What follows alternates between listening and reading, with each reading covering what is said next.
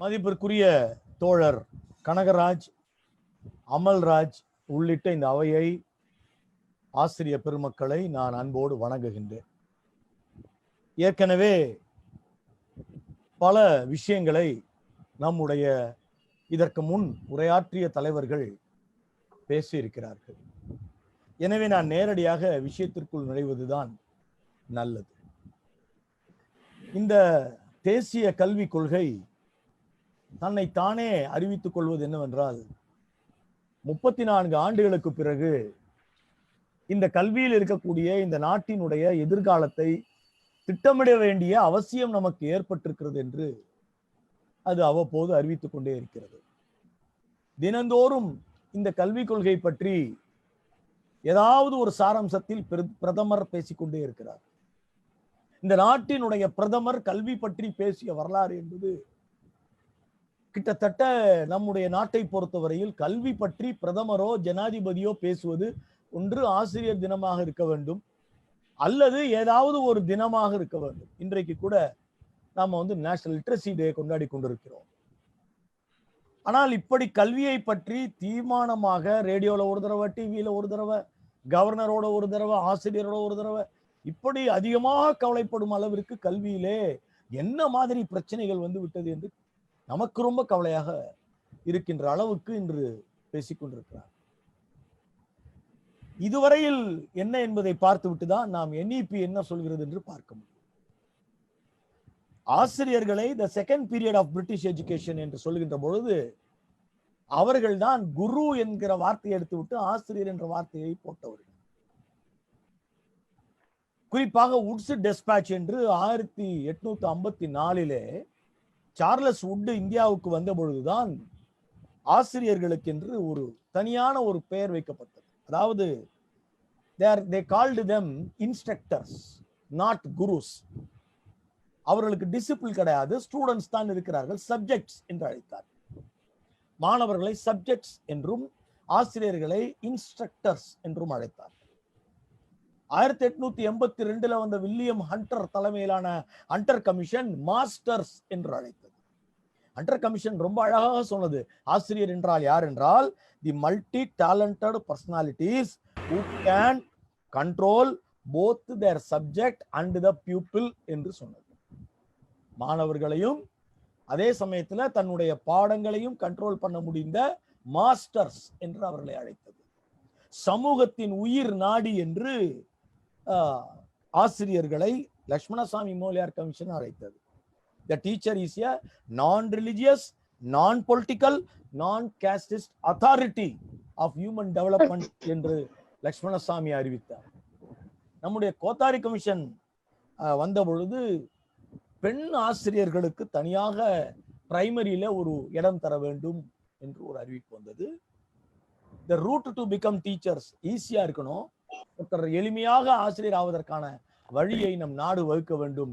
ஏனென்றால் நம் நாட்டினுடைய மக்கள் தொகையை பார்க்கிற பொழுது நமக்கு 1 கோடி ஆசிரியர்கள் தேவை என்று கோத்தாரி கமிஷன் சொன்னது. அது இன்றைக்கும் உண்மை.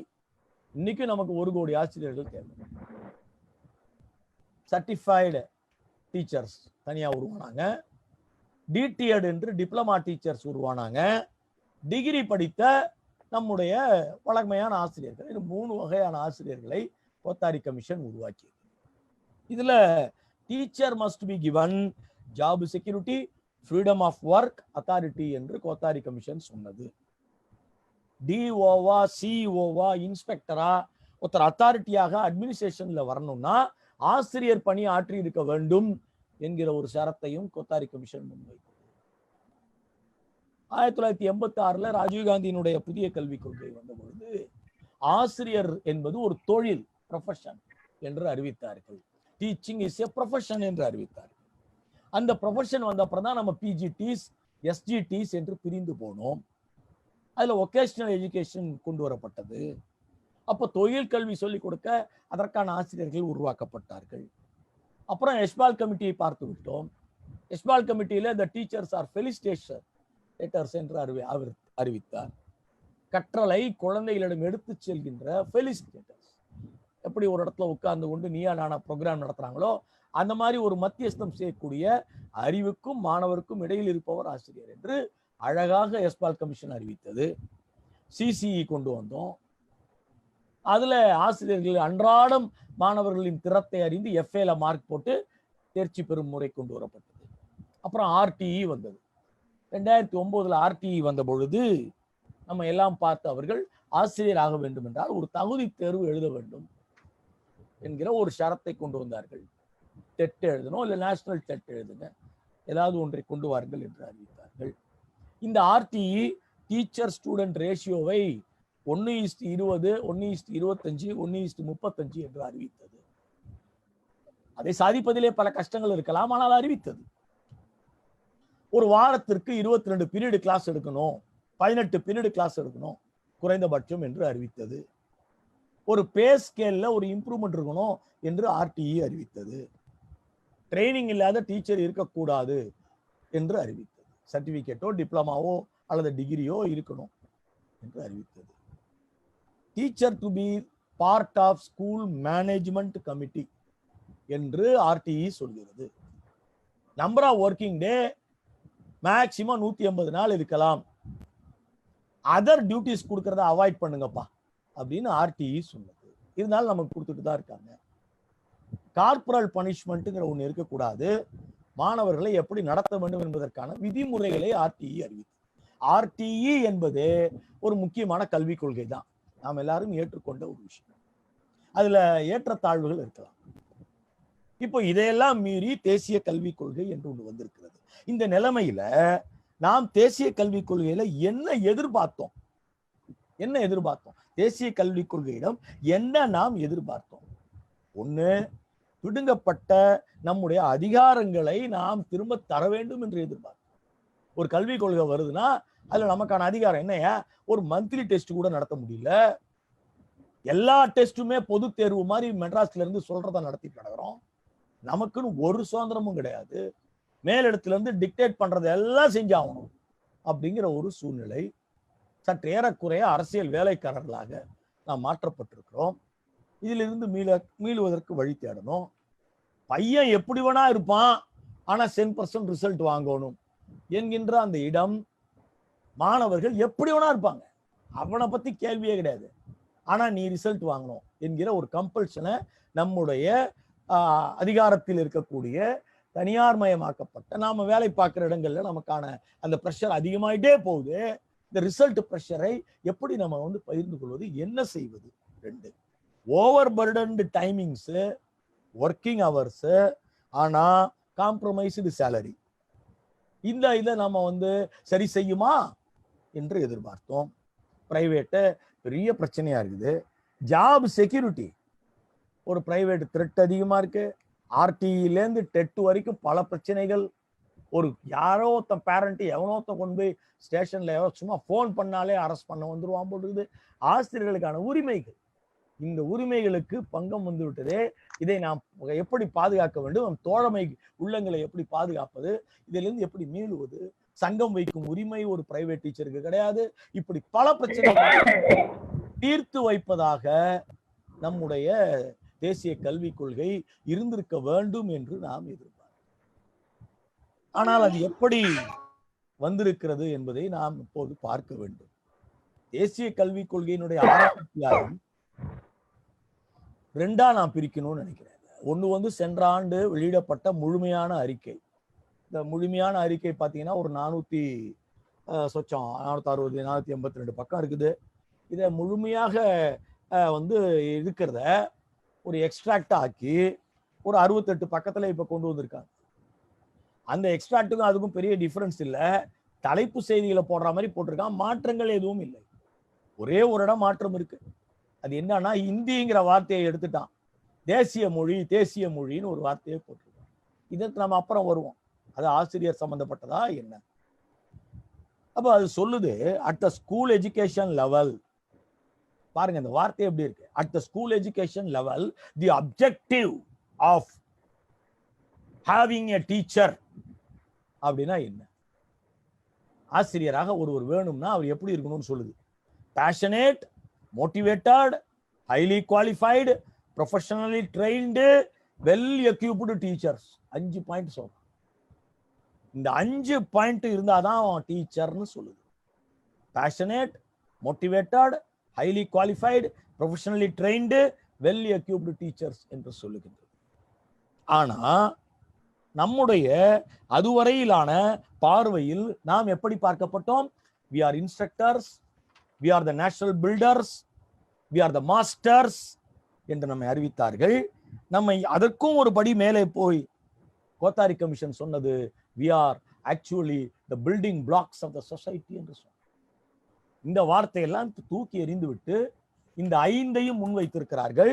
எடுத்த உடனே அவர்கள் சொல்லிவிட்டார்கள், அனைவருக்கும் கல்விங்கிறத பத்தி வருஷமா ரொம்ப கவலைப்பட்டுட்டோம், இனிமேல் தரத்தை பற்றி மட்டுமே பேசுவோம் அப்படின்ட்டாங்க. இப்போ இதுவரைக்கும் நம்ம தரங்கட்ட வாத்தியாரு, இனிமே நம்ம தரம் உள்ள வாத்தியாரா மாற வேண்டும் என்கிற அர்த்தம் இந்த 68 பக்கத்துலயும் இருக்குது. அப்போ என்னெல்லாம் செய்ய போறாங்க? What are the basic issues? New education policy சொல்லுது 42வது பக்கம். இந்த 68 பக்க அறிக்கையில நீங்க இந்த 400 பக்கத்து அறிக்கை எடுத்துக்கிட்டீங்கன்னா 114வது பக்கம். இப்போ ஃபர்ஸ்ட் பாயிண்ட் என்ன சொல்லுது? என்ன அநியாயம் பாருங்க. அது சொல்லுது எனிபடி கேன் பிகம் ஏ டீச்சருங்கிறது ஒரு பெரிய கொடுமை. ஒண்ணு, முதல்ல இது ஜனநாயக வார்த்தைகளுக்கு எதிரானதான சொல்லாது. இரண்டாவது, the present teacher training not sufficient என்று சொல்கிறது. அது வெர்மா கமிஷன் அறிக்கை 2012 வெளிவந்த வர்மா கமிஷன் அறிக்கையை முன்வைத்து டீச்சர் ட்ரைனிங் இப்ப இருக்கிற ஸ்டூடெண்ட் இன்டெலெக்ட் ரேஞ்சுக்கு டீச்சரை எடுத்துட்டு போல அப்படின்னு சொல்லுது. Severe shortcomings in standards and deployment of teachers அப்படின்னு 3வது பாயிண்டை சொல்லுகிறது. அதாவது சப்ஜெக்ட் நாலேஜ் பத்தாதுன்னு அர்த்தம். டெப்ளாய்மெண்ட் ஆஃப் டீச்சர்ல என்ன சொல்றாங்க? ஒரு டீச்சரை ஒரு இடத்துல நீங்க போடுறீங்க, அந்த ஸ்கூல்ல அந்த டீச்சர் அந்த ஸ்கூல் தான் அது அவர் வளர்க்க வேண்டிய பள்ளின்னு அவருக்கு எய்ம் சொல்லாமே அவர் அனுப்புறீங்கன்னு சொல்றாங்க. டீச்சர் டிரான்ஸ்ஃபர் ஆஃப் நாலேஜ், அதுல the lack of sense of nationality, national language ரெண்டுமே டீச்சருக்கு இல்லை. நம்முடைய தேசம் சம்பந்தப்பட்ட அறிவும் இல்லை, தேசிய மொழி சம்பந்தப்பட்ட அவருடைய ஸ்கில்லும் இல்லை. இதெல்லாம் பிரச்சனைன்னு அது சொல்லுது. அவர் நிறைய நான் டீச்சிங் ஆக்டிவிட்டிஸ் பண்ணிட்டு இருக்காருன்னு சொல்லுது. நான் டீச்சிங் ஆக்டிவிட்டிஸ் நான் என்ன நினைச்சேன், இவனுங்க எலெக்ஷன்ல இருந்து ஆரம்பிச்சு எல்லாத்துக்கும் நமக்கு வேலை கொடுக்குறான் அதை சொல்றான். நான் டீச்சிங் ஆக்டிவிட்டினா ஒரு வாத்தியார் பிசினஸ் பண்றாரு, டியூஷன் நடத்துறாரு, இந்த கான்சியஸை பத்தி அவர்கள் பேசுறாங்க. Quality development activity 0. ஒரு வாத்தியாரோட குவாலிட்டி இம்ப்ரூவ் ஆறதே இல்லை, உள்ள போனார்னா அவ்வளவுதான். இப்படி ஆசிரியரை பற்றி பேசுகிறது. அப்புறம் salary and promotion are compromised for seniority. இந்த வார்த்தை எவ்வளவு அழகா இருக்கு பாருங்க. இந்த இடத்துல மெரிட் இல்ல அப்படிங்கிற ஒரு வார்த்தை போடும். So we should ensure, கடைசி வரி சொல்லுது, prestige for the profession. ஆசிரியர் தொழிலுக்கு மரியாதையை காப்பாற்றி தரப்போகிறார். அதற்கு அவர்கள் என்னவெல்லாம் செய்ய போகிறார்கள்? இந்த ஒரு கல்விக் கொள்கையை எப்படி வாசிக்க வேண்டும், கல்விக் கொள்கையை எப்படி வாசிக்க வேண்டும் என்று எனக்கு சொல்லிக் கொடுத்தவர் மரியாதைக்குரிய தோழர் ஆத்ரேயா அவர்கள், என்னுடைய ஆசிரியர். நாங்க ராஜீவ்காந்தி கல்விக் கொள்கைக்கு எதிராக கடுமையான ஒரு போராட்டத்தை கல்லூரி நாட்களிலே நடத்திய காலங்களில் தான் அவர் உட்கார வைத்து கல்விக் கொள்கையை எப்படி வாசிக்க வேண்டும் என்று சொல்லிக் கொடுத்தார். நம்முடைய ஆசிரியர் பெருமக்கள் கண்டிப்பாக ஒரு கல்விக் கொள்கையை எப்படி வாசிக்க வேண்டும் என்று கற்றுக்கொள்ள வேண்டும். ஒரு கல்விக் கொள்கையை நீங்கள் வாசிக்கின்ற பொழுது, அதாவது முதல்ல ஆசிரியர்கள் கண்டிப்பாக கல்விக் கொள்கையை வாசிக்க வேண்டும். ஏன் அப்படின்னா, நம்ம வாழ்க்கையை பற்றி, நம்ம எதிர்காலத்தை பத்தி முடிவு பண்ணக்கூடிய ஒரு அறிக்கை வந்திருக்குது. நாம சும்மா வழக்கம் போது நம்ம வேலைக்கு போறோம், நம்ம தான் சம்பளம் வாங்குறோம், நம்மள போய் அவன் கேட்க போறான். எங்க ஆபீஸ்லாம் அப்படிலாம் படிக்கணும். ஏனென்றால் நமக்கான விழிப்புணர்வை நாம தான் உருவாக்கி கொள்ள முடியும். எல்லாம் நம்ம வீட்டு வாசல் கதவை தட்டும் போது நாம கதற முடியாது, பதற முடியாது. அறிந்து கொண்டு வருவதில் எது சிறந்ததோ அதை ஏற்று, எது மோசமானதோ அதை தூக்கி எறிய வேண்டும். அதற்கான பக்குவம் ஆசிரியர்களுக்கு மட்டும்தான் உண்டு, வேற யாருக்கும் உண்டு. இப்போ 2வது ஒரு விஷயம், கல்வி கொள்கையை எப்படி வாசிக்கணும் உள்ள நுழைய ஆசிரியர்கள் கண்டிப்பா வாசிக்கணும். தமிழாக்கம் கூட நாங்கள் கொண்டு வந்திருக்கிறோம். முழுமையான கல்விக் கொள்கை தமிழாக்கமும் கிடைக்கிறது. 68 பக்கத்தை தமிழாக்கம் செய்து அது ஒரு 76 பக்கத்துல வெளிவந்திருக்கிறது. இப்போ கல்வி கொள்கையை வாசிக்கின்ற பொழுது அது எப்பவுமே எப்படி இருக்கும்னா ரொம்ப உங்கள்கிட்ட தேனொழுக பேசி கொண்டிருக்கும். எல்லா கொள்கையும் அப்படிதான். இந்த அரசு இது வரைக்கும் 17 சட்ட திருத்தங்கள் கொண்டு வந்துருச்சு. இந்தியாவின் மேக்சிமம் சட்ட திருத்த அரசு இதாதான் இருக்க முடியும். நம்முடைய சுகாதார கொள்கையில் இருந்து இந்த ஹெல்த் பாலிசி அதுலேருந்து ஆரம்பிச்சு இவங்க மாத்தாததே கிடையாது. எல்லாத்துலயுமே ஒரு புதுசா சட்ட திருத்தங்கள். இப்ப இது ஒரு சட்ட திருத்தம். தேசிய கல்விக் கொள்கையை ஒரு சட்டமாக்க போகிறார்கள். அதுக்கு முன்னாடி நம்ம பார்க்கணும். அப்ப பார்க்கும்போது அவர் ஆத்திரையா 3 விஷயம் சொன்னார். ஒண்ணு, ஒரு கல்வி திட்டத்தை படிக்கின்ற பொழுது அதுல இருக்கிறதுலேயே உயர்ந்த அதிகார அமைப்பு எது என்று பார்க்கணும். 2, ஏற்கனவே இருப்பதிலிருந்து ஆசிரியர் நிலை என்ன, இது அப்போ இது இப்போ, ஆசிரியர் நிலை ஒப்பீடு. 2, மாணவர் நிலை ஒப்பீடு. 3, இலக்கு என்ன. ஒரு கல்விக் கொள்கை இலக்கு இல்லாம வெளிவர முடியாது. அவர்களுடைய இலக்கு என்ன, நோக்கம் என்ன, இவற்றை ஆராய வேண்டும். இதெல்லாம் தான் முக்கியம். 7% ஜிடிபி ஒதுக்க போறாங்க, இதை பண்றாங்க, இதெல்லாம் அப்புறம். முதல்ல இந்த 3 விஷயம். அப்படி பார்த்தால் இந்த கல்விக் கொள்கை என்ன சொல்கிறது என்றால், மோடி தலைமையில், நம்முடைய பாரதத்தின் மேதகு பிரதமர் மோடி தலைமையில் ராஷ்டிரிய சிக்ஷா ஆயோக் என்ற ஒன்றை உருவாக்கி அந்த தேசிய அளவிலான கல்வி முகமை இனிமே நாட்டின் கல்வியை முடிவு செய்யும். சார், கல்வி நம்முடைய நாட்டில் 1977 வரையில் மாநில பட்டியலில் இருந்தது. மாநிலங்கள் தான் முடிவு செய்ய முடியும். அதன் பிறகு கல்வி என்பது ஜெனரல் என்கிற ஒரு இடத்துக்கு போயிடுச்சு. அது ஆக்சுவலா 2க்கும் நடுவில் இருக்கிற பொது பட்டியல், கன்கரன்ஸ் லிஸ்ட் அப்படின்னு அதை சொல்றோம் சட்டப்படி. அந்த லிஸ்டுக்கு போய்விடுகிறது. இந்த கன்கரன்ஸ் லிஸ்டுக்கு போயிட்ட பிறகு அதை மாநில அரசும் முடிவு பண்ணலாம், மத்திய அரசும் முடிவு பண்ணலாம். இப்போ ஒரு பெரிய ஒரு அதிகார போட்டி நடந்துட்டு இருக்கு. அதை நீங்க கவனிச்சிங்களான்னு தெரியல. அரியர் மாணவர்களும் பாஸ்ன்னு முதலமைச்சர் அனௌன்ஸ் பண்ணிட்டார். இல்ல அப்படிலாம் பண்ண முடியாதுன்னு மத்திய அரசு லெட்டர் எழுதிட்டு. இப்போ கன்கரன்ஸ் லிஸ்ட்ல கல்வி இருக்கிறதுனால நீங்க சட்டப்படி நான் ஒரு மாநில அரசு சொன்னது செல்லும் அப்படின்னு ஒரு பக்கம் வாதிடுறாங்க. இன்னொரு பக்கம் அது நியாயமா இல்லையா, அது அப்புறம். சார், அரியர் மாணவர் பாஸ் பண்ணது நியாயம், அது வேற சார், அது அப்புறம். ஆனா அதை சொல்லும் உரிமை முதலமைச்சருக்கு இருக்காங்கிறதா இப்ப பிரச்சனை. அதை வச்சு பாத்தீங்கன்னா கல்விக்கு இன்றைக்கும் மாநில அந்தஸ்து இருக்கு. ஆனால் இந்த கல்விக் கொள்கை முழுக்க முழுக்க மத்திய அரசினுடைய விஷயத்துக்கு எல்லாவற்றையும் எடுத்து சென்று விடும். அதுதான் அந்த மத்திய, இதான் இருக்கிறதுலே உயர்ந்த பாடி. இதுக்கு கீழே இருக்கிற பாடி எல்லாமே சின்னது. கீழே இருக்கிற பாடியில அவன் என்ன ஒரு கல்விக்காக ஒரு பாடி வச்சிருக்கான். என்ன? The ministry of education.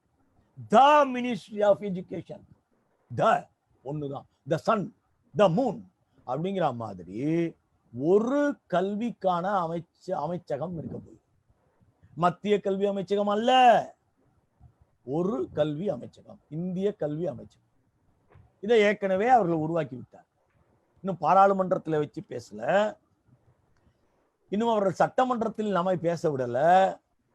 ஆனால் அதற்குள் ஜனாதிபதி ஒப்புதலோடு நம்முடைய இந்திய தேசிய கல்வி அமைச்சகத்தை உருவாக்கிட்டாங்க. ஸோ இது ஒரு விஷயம். 2வது என்ன ஒரு விஷயம்னா, நான் ஏற்கனவே சொன்னதை போல இந்த ஆசிரியர் நிலை என்ன ஆக போகுது, மாணவர் நிலை என்ன ஆக போகுதுன்னு உள்ள போறாங்க. இப்போது நான் தொடங்க வேண்டிய இடம் த yearly childhood care and education. நாம யூஸ்வலா இசிசிஇ என்று சொல்லுவோம். அந்த இடத்துக்கு நம்ம போறோம். அந்த இடத்துல எடுத்தோன்னே என்ன சொல்றான், நாங்கள் மாற்றப் போகிற இசிசியில சார் ஒரு விஷயம் ஓப்பனா சொல்லிடுறேன். எடுத்த உடனே கோத்தாரி கல்விக்குழு நம்முடைய நாட்டை சமூகம் என்று அழைத்தது, கல்வியை சேவை என்று அழைத்தது. That is it is society. அது சர்வீஸ். கல்விங்கிறது சர்வீஸ். இந்த கல்விக் கொள்கை 2 விதமா அழைக்கிறது. ஒன்று பாரதம், பாரதம் என்று அழைக்கிறது, பாரத் என்று அழைக்கிறது. பாரத் என்று அழைப்பது ஒரு இந்து தேசத்தை குறிக்கும். 2வது, இது சமூகம் என்று அழைக்கவில்லை. இந்த முழுக்க முழுக்க இந்தியாவை அது சந்தை என்று அழைக்கிறது. ரெண்டுக்கு டிஃபரன்ஸ் இருக்கு. இந்தியா சந்தையா சமூகம்? இந்தியாவை சந்தை என்று அறிவித்துவிட்டு கல்வியை இது வந்து மூலதனம் என்று சொல்கிறது. இந்த வார்த்தை ரொம்ப முக்கியம்.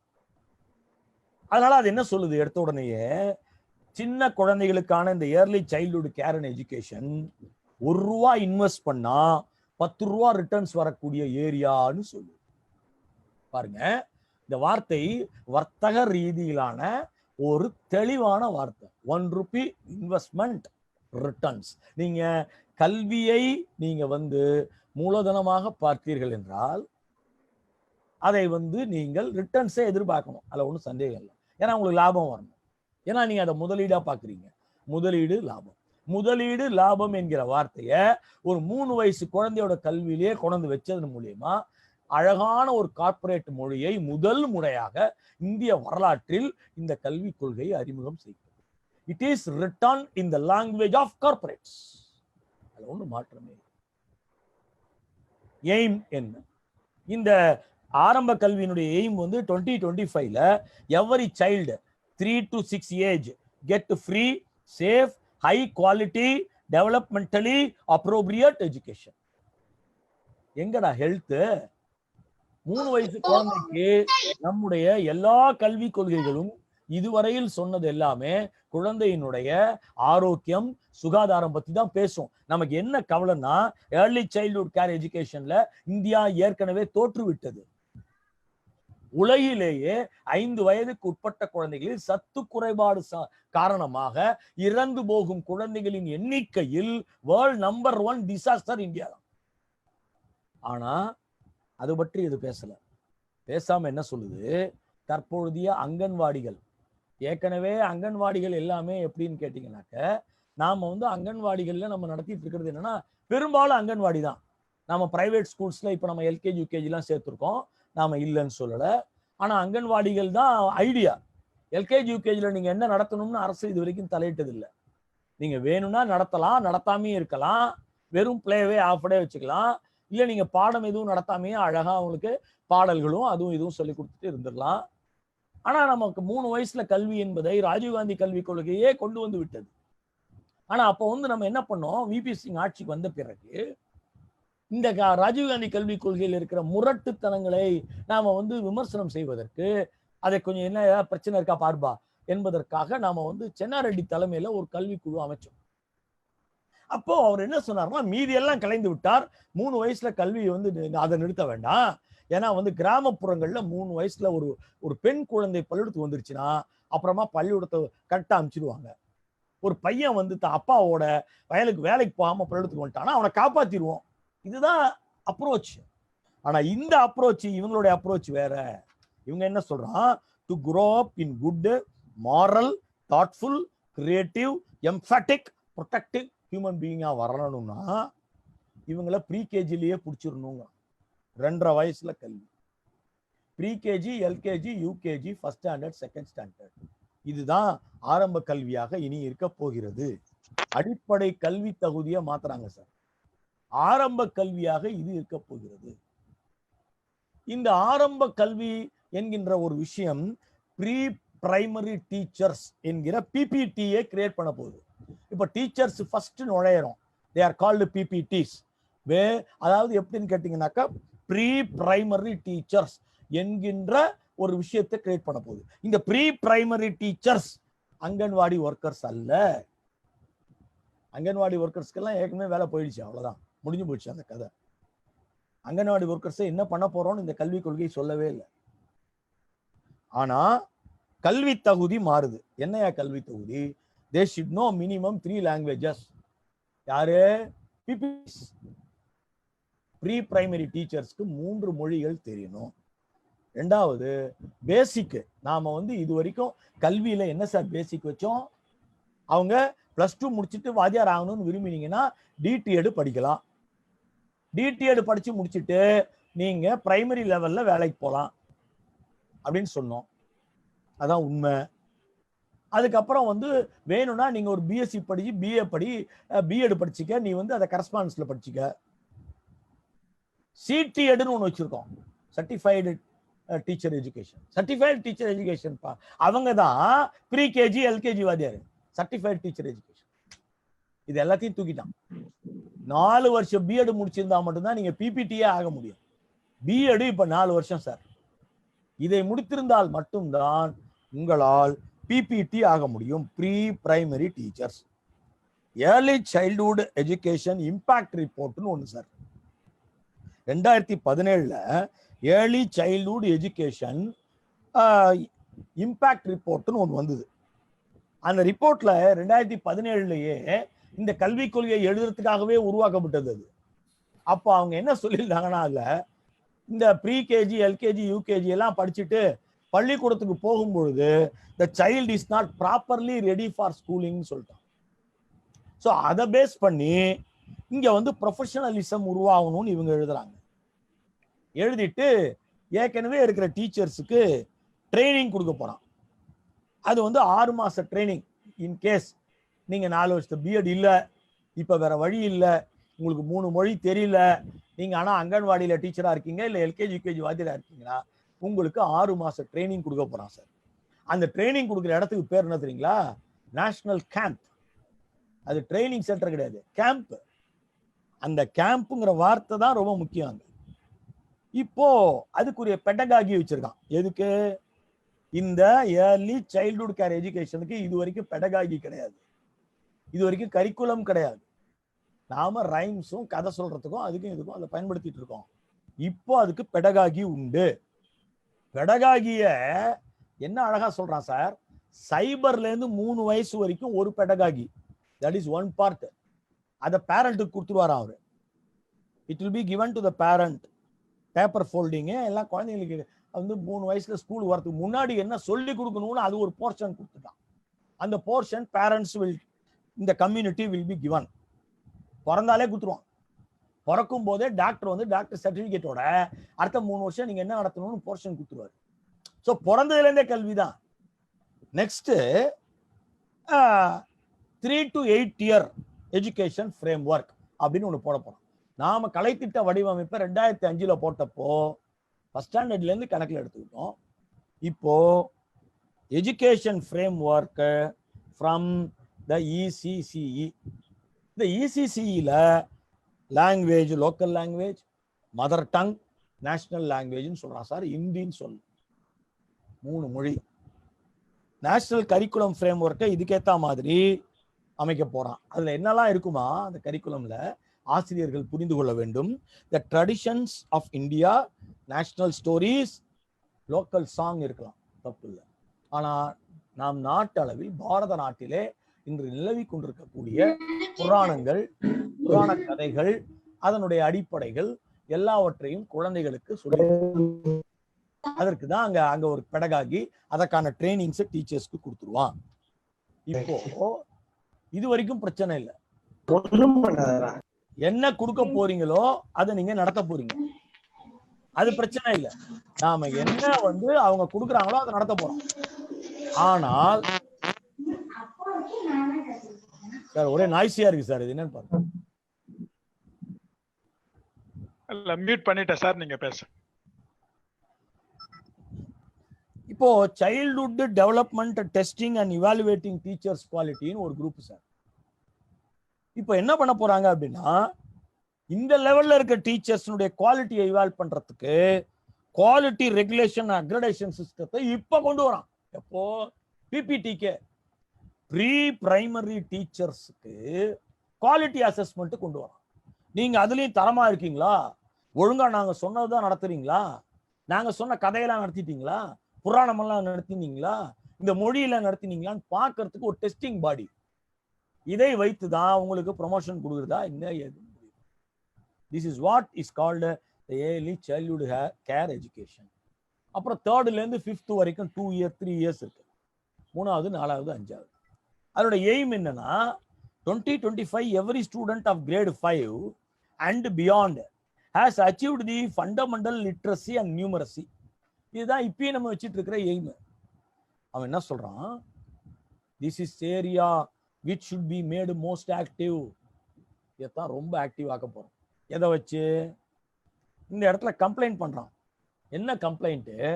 Two little curricular emphasis on fundamental literacy and numeracy. இது ரெண்டுக்கு நம்ம அதிக இம்பார்ட்டன்ஸ் கொடுக்கவில்லை, இந்த இடத்தை கோட்டை விட்டு விட்டோம்.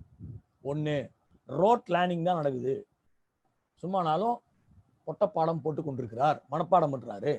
2, மெக்கானிக்கலா இருக்காரு டீச்சர், எதுவும் பண்றது இல்லை, வராரு அட்டண்டன்ஸ் எடுக்கிறாரு பாடம். 3, கும்பல்ல கோவிந்தா போடுறாங்க, கோரஸ் ஆக்டிவிட்டிஸ். 4, ஒரு கோரஸ் ஆக்டிவிட்டியை கிரிட்டிசைஸ் பண்ணி இது வரைக்கும் நான் எந்த கல்வி இதையும் நான் பார்த்தது இல்லை. ஏன்னா அந்த ஏஜ்ல அவருக்கு குரல் வளை இம்ப்ரூவ் ஆகணும், நிறைய பிரச்சனை இருக்கு. அதுக்காக தான் நம்ம கோரஸ் ஆக்டிவிட்டி வச்சிருக்கோம். கோரஸ் ஆக்டிவிட்டியே ஒரு கிரிட்டிசைசமா மாறுது. No quality testing is done. இந்த இடத்துல சொல்றோம், அவங்கள என்ன படிச்சிருக்காங்கிறத பத்தி சரியான டெஸ்டிங் பண்ணவில்லை அப்படின்னு சொல்றோம். இப்போ டீச்சர் டெப்ளாய்மெண்ட் இஷ்யூஸ்ல கரிக்குலம் இஷ்யூஸை கொண்டு வரா சார். என்னென்னலாம் செய்யணுமா? ஒரு teacher maths and reading hours every day ஒரு டீச்சரோட கடமை. Language weak, mathematics weak. 3வது, லாங்குவேஜ் மேலா, மேத்தமெட்டிக்கல் மேலா. Classroom maths versus real life maths.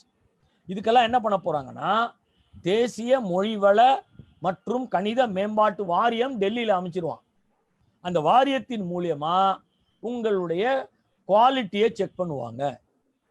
Check பண்ணிட்டு நேஷனல் டியூட்டர் ப்ரோக்ராம்னு ஒன்று சார், இந்த 3rd, 4th, 5th ஸ்டூடெண்ட்ஸ்க்கு நேஷனல் டியூட்டர் ப்ரோக்ராம்னு ஒரு ப்ரோக்ராம் வைக்கிறான். ஆசிரியர்களுக்கு மிக மிக முக்கியமா அறிந்து கொள்ள வேண்டிய விஷயம், நேஷனல் டியூட்டர் ப்ரோக்ராம்ங்கிறது என்னன்னா, இந்த குழந்தைகளுக்குள் அறிவுள்ள குழந்தைகளை செலக்ட் பண்ணி அவங்கள அறிவில்லாத வாத்தியார் கிளாஸ்ல 5 மணி நேரம் டீச்சர் ஆக்குறது. எப்படி? இந்த அறிவார்த்தமான மாணவர்களுக்கு ஒரு சர்டிபிகேட்டும் கொடுத்துருவாராம் அவரு. They are the best performing students to replace the teachers for 5 hours every week. Certified கொடுத்துறோம். They are called instructional aids. IAS பேர் அவங்களுக்கு. அவங்கள உருவாக்குறான். அவங்கள உருவாக்கி நேஷனல் லெவல்ல அவங்க ட்ரைனிங் கொடுத்துருவாங்க. யாருக்கு? ஸ்டூடெண்ட்ஸ்க்கு. 3rd, 4th, 5thலயே. அடுத்தது ரெமடியல் இன்ஸ்ட்ரக்ஷன் எய்ட்ஸ் ப்ரோக்ராம் 2வது. இது ஒரு வாத்தியார் சரியில்லை, பிரைமரி லெவல்ல நிறைய கம்ப்ளைண்ட் வந்துகிட்டே இருக்கு சார். ஆரம்ப பள்ளி தான் பிரச்சனையே. அதனால அங்க என்ன பண்றாரு, லோக்கல் வாலண்டியர்ஸ் அனுப்ப போறாரு. லோக்கல் வாலண்டியர்னா யாரு தெரியல, அன்பெய்டு பேசிஸ்ல, அதுவும் அவங்களுக்கு சம்பளம் தேவையில்லை, அவங்களே அங்க போவாங்க, மாணவர்கள்ட்ட குறைபாடுகளை கண்டுபிடிப்பாங்க, அவங்க லோக்கல் ஹீரோஸ் அவங்க பாடம் நடத்திடுவாங்க டீச்சர் பிளேஸ்ல. எப்போ ஒரு டீச்சர் குவாலிட்டி வைஸ் சரியில்லை அப்படின்னு நாட்டுக்கு தெரிந்தால், ஸோ ஐஏஎஸும் ஆர்ஐஎஸையும் அப்பாயிண்ட் பண்றதுக்கு டீச்சருக்கு ஒரு குறிப்பிட்ட அளவுல ஸ்கூல் கமிட்டியோட சேர்ந்து முடிவு செய்ய ஒரு அதிகாரம் கொடுத்துருக்கான். குவாலிட்டி அசஸ்மெண்ட் டெஸ்ட்னு ஒன்று வைக்கிறான் சார். இது என்ன டெஸ்ட்? அடுத்த லெவலுக்கு வருவோம். இந்த இடத்துல சான்ஸ்கிரிட்டை இன்ட்ரடியூஸ் பண்றான். சமஸ்கிருதம் ஒரு சப்ஜெக்டா இருக்க போகுது சார். ஹிந்தி ஒரு சப்ஜெக்ட் அப்பவே வந்துருச்சு, சமஸ்கிருதம் ஒரு சப்ஜெக்ட் இப்ப வருது 3rd சமஸ்கிருதம் ஒரு சப்ஜெக்ட். சார் இது கம்பல்சரி கிடையாது, ஏன் நீங்க இப்படி பேசுறீங்க அப்படின்னு சில பேர் கேட்கலாம். ஆனா அவன் என்ன சொல்லியிருக்கான், சான்ஸ்கிரிட்டை 3ஆம் வகுப்பு அளவில் ஒரு பாடமாக வைப்பவர்களுக்கு மானியம் வழங்கப்படும். முடிஞ்சு போச்சு சார். மானியம்ங்கிற வார்த்தையை கேட்டாலே போதும் சார், மாநில அரசும் மானியத்தை வாங்கிடுவான், அங்கங்க இருக்கக்கூடிய எல்லா தனியார் பள்ளியும் மானியம் வாங்கிடுவான். ஏங்க அது ஒரு லாங்குவேஜ் தானே சொல்லி கொடுத்து அப்படின்றாங்க. SSS STS அப்படின்னு 2ஆ பிரிக்கிறான் சமஸ்கிருதம் சொல்லி கொடுக்குறத. சார் கன்ஸ்ட்ரக்டிவா பெடகாகி முதற்கொண்டு ரெடி. சிம்பிள் சான்ஸ்கிரிட் அது. 2வது சான்ஸ்கிரிட் த்ரூ சான்ஸ்கிரிட். இது இதுதான் 2 SSS STS. SSS 3rd, 4th, 5th அங்க ஒரு சர்டிபிகேஷன் கோர்ஸ் மாதிரி நடத்தி கொடுத்துட்றான். இப்போ பையன் 6வதுக்கு வராரு, டெஸ்ட் எல்லாம் பத்தி அப்புறம் சொல்றேன். 6th ஸ்டாண்டர்ட் வர்றாரு சார். 6th, 7th, 8th 3 ஆண்டுகள் அங்க பாத்தீங்கன்னா மிடில் ஸ்கூல் டீச்சர்ஸ் அப்படின்னு அவங்களை அழைக்கிறான். Middle Appar primary teachers they are called. அவங்கள நம்ம இது வரைக்கும் கூப்பிடுற பேர்லாம் கிடையாது. அவங்க பிபிடி, அதுக்கப்புறம் PT, pre primary teachers, primary teachers, upper primary teachers 3 தான். அப்பர் எலிமெண்டரி டீச்சர்ஸ்னா அதுக்கு இன்னொரு பேர் வைக்கிறான், யுஇடி. இந்த யுஇடி டீச்சர்ஸை பொறுத்த வரைக்கும் அங்க வந்து ஒரு விஷயத்தை கொண்டு வரான், டீச்சர்ஸ் சப்ஜெக்ட் வைஸ் போடலாம். எவ்வளவு பெரிய விஷயம் பாருங்க இல்ல. அங்க வந்து நீங்க இங்கிலீஷ் வாத்தியார் இங்கிலீஷ்க்கு போடலாம், மேக்ஸ் வாத்தியார் மேக்ஸ்க்கு போடலாம். அங்கதான் முதல்ல சப்ஜெக்ட் வாத்தியாரே வரப்போறாரு. 2வது ஆர்ட்டையும் ஒரு சப்ஜெக்டா வைக்கிறான். அந்த ஆர்ட்ங்கிறதுக்குள்ள 4-5 பாயிண்ட் வச்சிருக்காரு. இதுல ஏதாவது ஒண்ணு பாடமா வந்துடும். இங்கிலீஷ் நம்ம வச்சிருக்கிறோம், இங்கிலீஷ், தமிழ், கணிதம், அறிவியல், சமூக அறிவியல் 5 சப்ஜெக்ட் வச்சிருக்கோம் சார். அவங்க கூட வந்து ஒரு பாட்டு பாடுறது, ஏதாவது ஒரு இது பண்றது, ஒரு ஆர்ட்டையும் சேர்த்து வைக்கிறான், ஒரு பாடமா வைக்கும். ஆர்ட்ல எவ்வளவோ இருக்குது, தியேட்டர் ஆர்ட்ஸ் அது இது நம்ம கேட்கறதெல்லாம் அது இல்லை, அந்த லிஸ்ட்ல இல்லை. அங்க வச்சிருக்கிற லிஸ்ட் தனியா இருக்குது, அதனுடைய டிஸ்பிளே தனியா ஆசிரியர்கள் அறிந்து கொள்ள வேண்டும். அதுல டீச்சர்ஸ்க்கு ட்ரைனிங் கொடுப்பாங்க. நீங்க கோட்டை விட்டீங்கன்னா வேற ஒருத்தர் அங்க வந்துருவாரு. அங்கதான் ஸ்கில் டெவலப்மெண்ட்னு ஒண்ணு கொடுக்குறான். அந்த ஸ்கில் டெவலப்மெண்ட்ங்கிற இடம் கூட அவ்வளவு ஈஸியா அவன் கொண்டு வரல. அந்த இடத்துல சொல்றான், நம்முடைய நாட்டில் 2012 நீங்க எடுத்து ஒரு 5 ஆண்டு திட்டத்தை அறிமுகம் செய்து அந்த 5 ஆண்டுகள் அங்க என்ன நடந்திருக்கிறது என்று புரட்டி பார்த்தால் வந்து ரொம்ப வேதனையா இருக்குது. நம்ம நாட்டில் நிறைய பேருக்கு வேலை கிடைக்கவில்லை. 2012 19 காலகட்டம் 5 ஆண்டுகளில் 14 முதல் 19 வயதுக்கு உட்பட்ட குழந்தைகளில் அமெரிக்காவை பொறுத்தவரையும் திறன் உள்ள குழந்தைகள் 55%, சவுத் கொரியாவை பொறுத்த வரைக்கும் 90%.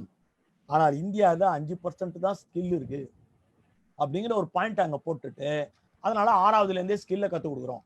ஸ்கில்லை கற்றுக் கொடுக்கறதுனா நம்ம என்ன நினைக்கிறோம், சரி வேலைக்கு போவதற்கான தகுதியை உருவாக்குகின்ற, ஏன்னா வேலையின்மை அதிகமாயிட்டே போகுது, அன்எம்ப்ளாயபிள் நிறைய இருக்குதுன்றாங்க. ஒருவேளை அதைத்தான் கிரியேட் பண்றாங்கன்னு நீ நினைக்கிறீங்க, அப்படிதான் நான் நினைக்கிறேன். ஆனா உள்ள போய் பார்த்தா அது வந்து வேறு மாதிரியாக இருக்கிறது. அது என்ன அது அப்படின்னா, இந்த ஸ்கில் டெவலப்மெண்ட்ல தான் நான் ஒரு செமினார் அட்டன் பண்ணேன். டெல்லியில இருந்து திரு மஹபூப் பாட்சாரியா அப்படிங்கிற ஒரு லெக்சரரும் அதில் கலந்துக்கிட்டாரு. அவர் வந்து ஜேஎன்யூ ப்ரொஃபஸரா இருக்காரு. அவர் தான் அந்த ஏரியாவை எடுத்து பேசினார். அப்ப பேசும்போது அவர் இந்த ஐடியாவை சொன்னாரு, அது என்ன ஸ்கில் டெவலப்மெண்ட், அதுக்குன்னு ஒரு மினிஸ்ட்ரியே வந்துருச்சு. ஸ்கில் டெவலப்மெண்ட் மினிஸ்ட்ரின்னு தனி ஒரு மினிஸ்ட்ரியே அதுக்கு போட்டான். இப்போ அது என்னடா ஸ்கில் டெவலப்மெண்ட் கேட்டப்ப அவர் சொன்னாரு, ஒரு அப்பா வந்து மெக்கானிக் ஷாப் வச்சிருக்காரு, பையன் சின்ன வயசுல இருந்தே அந்த மெக்கானிக் ஷாப்புக்கு போயிட்டு வருவான் பையன் அப்படின்னு வச்சுங்க. அப்போ அந்த பையனுக்கு வந்து மெக்கானிக் ஷாப் ஸ்கில் இருக்குன்னு நான் சர்டிபிகேட் கொடுத்தா தப்பா அப்படின்னு கேட்கிறேன். நியாயமான கேள்வி. நான் உடனே என்ன கேட்டேன், எங்க அப்பா வந்து மரண வீடுகள், சாவு வீட்டுல போய் சங்கு ஊதுறவரியா, எனக்கு என்ன சர்டிபிகேட் கொடுப்பீங்கன்னு நான் கேட்டேன். அப்ப அவர் என்ன சொன்னாரு, if you have the skill why not you take the சர்டிபிகேட்னு சொன்னார். இப்போ என்ன பிரச்சனைனா, நம் சிக்கல் அதுல என்ன இருக்குன்னா, ஒருத்தர் என்ன ஸ்கில் படிக்க வேண்டும் என்கிற முடிவை எடுப்பது தலைமை ஆசிரியர். அப்படின்னா நமக்கு அதுல எந்த சிக்கலும் இல்லை, தலைமை ஆசிரியர் நமக்கு சிக்கல் இல்லை. ஆனா அந்த முடிவை எடுக்கிறது யாருன்னு இவன் சொல்றான், the local authorities and the local group will decide. Who is that group? அதனே லோக்கல் குரூப். அந்த குரூப் முடிவு செய்யறவனா அவர் படிக்கலாம். என்னெல்லாம் இருக்குது, பானை செய்தல், தச்சர் தொழில், சிற்பத் தொழில், இந்த மாதிரி ஒரு 7 கொடுத்துருக்கான் சார். அதுக்கு கீழே கம்ப்யூட்டரும் கொடுத்துருக்கான், கம்ப்யூட்டர் நாலேஜ், டெக்னாலஜி. எப்படி குழப்பம் பார்த்து, இது ஒரு ஸ்கில்லா இருக்க போகுது. ஆசிரியர்கள் அந்த ஸ்கில்லுக்கு அந்த பையன் போயிட்டு வந்துட்டானா, 40 நாளைக்கு ட்ரைனிங் எடுத்துக்கிட்டானா, இதுக்கெல்லாம் வந்து நாம தான் ஜவாப்தாரியாக போகிறோம். இது ஒரு முக்கியமான பிரச்சனையாக இருக்க போகிறது. ஒரு குழந்தை என்ன படிக்கணும் என்பதை, அவர் என்ன உருவாக வேண்டும் என்பதை வச்சு இந்த ஸ்கில் வரல, அவர் எந்த இடத்துல பிறந்து வந்தாருங்கிறத வச்சு அந்த ஸ்கில் வருகிறது. எனவே இதைத்தான் நாங்கள் இது குலக்கல்வியா என்று கேட்கிறோம், வேற ஒண்ணுங்க. இப்போ நாம வந்து 8ஆம் கிளாஸ் வரைக்குமான கல்வியை ஓரளவுக்கு திருப்பி பார்த்துருக்குறோம். இதுல வந்து 6th இருந்து ஆரம்பிச்சு 7 சப்ஜெக்ட் இருக்க போகுது, 5 சப்ஜெக்ட் இல்ல 7 சப்ஜெக்ட் இருக்க போகுது. அதுல ஸ்கில் ஒரு சப்ஜெக்ட், ஆர்ட்ஸ் ஒரு சப்ஜெக்ட், இப்படி போயிட்டே இருக்கு. அவங்க வந்து எப்படி வேணாலும் அசால்ட்டடா நீ சப்ஜெக்ட் எடுத்து படிச்சுக்கலாம் அப்படின்னு கேஷுவலா சொல்லிட்டாங்க. சரியா பானை செய்யறதுக்கு வாத்தியார் எங்கேருந்து வருவாரு, நீங்க சொல்ற அந்த ஸ்கில் எல்லாம் சொல்லி கொடுக்கணும்னா எங்கேருந்து வருவார் வாத்தியாரு? நீங்க சமஸ்கிருதத்தை வைக்கிறீங்களா, எங்கேருந்து டீச்சர் கிடைப்பாங்க? இப்படி பல கேள்விகள் நமக்கு இருக்கு. இப்படி நம்ம கேள்விகளோடு பார்க்கும் பொழுது ஒரு வரி ரொம்ப அழகா சொல்றோம். தேசிய ஒற்றுமைக்காக இந்தி, நாட்டின் கலாச்சாரத்தை பாதுகாக்க சமஸ்கிருதம். இந்த 2 வார்த்தையை ஓப்பனா பேசுறாங்க. 3 வகையா சமஸ்கிருதம் பத்தி சொல்றாங்க. ஒண்ணு சமஸ்கிருதம்னே சொல்றாங்க, 2வது பிராகிருத மொழின்னு சொல்றாங்க, 3வது பாலி மொழின்னு சொல்றாங்க. 3மே சமஸ்கிருதம் தான். பிராகிருத், பாலி, சான்ஸ்கிரிட் அப்படின்னு 3 சொல்றாங்க. அதுக்கு அவன் சொல்றான், டீச்சர்ஸை பத்தி இப்ப கவலைப்பட வேண்டியது இல்ல, தேசிய அளவில் நம்ம தேடணும்னா ரிட்டையர்டு டீச்சர்ஸ் கூட இருக்காங்க, நாங்க எல்லாத்துக்கும் போட்டுருவோம், முடிஞ்சு போச்சு. அப்போ உங்களோடு உங்கள் வகுப்பறைக்கு வரப்போகிற சக ஆசிரியர்கள் யாராக இருக்க போகிறார்கள் என்பதை நீங்கள் அறிந்து கொள்ள வேண்டும். இப்போ இன்னொரு பிரச்சனை வருது, பாட புஸ்தகம் யார் செய்யறது? ஓப்பனா சொல்லிட்டான், there will be national textbooks only. தேசிய அளவிலான பாட புத்தகம் மட்டும்தான் இருக்கும். இதை கூட சார் சில ஆசிரியர்கள் நாடு முழுக்க ஒரே புக்குன்னா நல்லது தானே சார் அப்படின்னு கேட்கறாங்க. நீங்க நினைத்து பாருங்கள், கேரளால KN பணிக்கர் தலைமையில இப்பவே ஒரு கல்வி குழுவை அமைத்து விட்டார்கள். KN பணிக்கர் தலைமையில கல்வி குழுவை அமைத்து விட்டார். என்ன கல்வி குழு அமைச்சிருக்காங்க? கேரளால எழுதப்பட்ட புத்தகத்தை வைக்கலாமா, NCERT புத்தகத்தை வைக்கலாமா, இரண்டையும் படித்து பார்த்து எந்த புத்தகத்தை நாம் வைக்கலாம் என்பதை முடிவு செஞ்சு சொல்லுங்கன்னு KM பணிக்கர் தலைமையில ஒரு குழு. இந்த மாதிரி நம்ம ஒரு குழு வைக்க வேண்டியிருக்கிறது. ஏன்னா நம்ம இப்பதான் பாடப்புஸ்தகம் எழுதி முடித்திருக்கிறோம், ஒரு குழு வைக்க வேண்டியது. பாடப்புஸ்தகம் இப்பதான் எழுதி முடிச்சிருக்கிறோம், அதுல QR கோடுல இருந்து எல்லாத்தையும் கொண்டு வந்திருக்கிறோம். தேசிய அளவில் அந்த மாதிரி ஒரு பாடப்புத்தகமே இல்லை என்ற பாராட்டை பெற்றிருக்கிறோம். ஆனா இப்போ அவங்க திரும்ப என்ன சொல்றாங்கன்னா, தேசிய அளவிலான எங்க புக்கை தான் நீங்க நடத்துறோம், வேணும்னா லோக்கல் பிளேவர் இருக்கிற உங்கள் புத்தகத்தை, லோக்கல் பிளேவர் இருக்கிற உங்க புத்தகத்தை நான் டீடைலா வச்சுக்கங்கன்றாங்க. ஒரு நான் டீடைலா வச்சுக்கோங்க